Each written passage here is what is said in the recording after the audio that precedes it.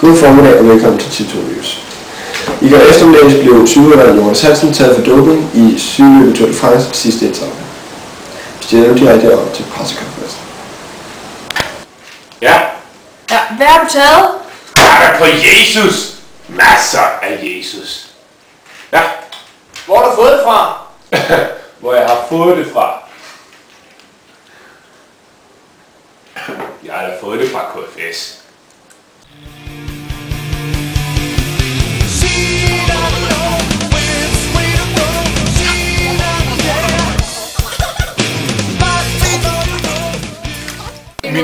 Min egen bror kommer til at kalde mig bøsse.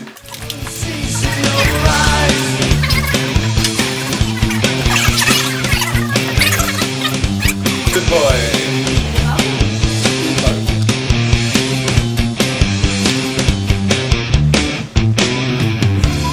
Now she's sad. Must be the best blow I ever had.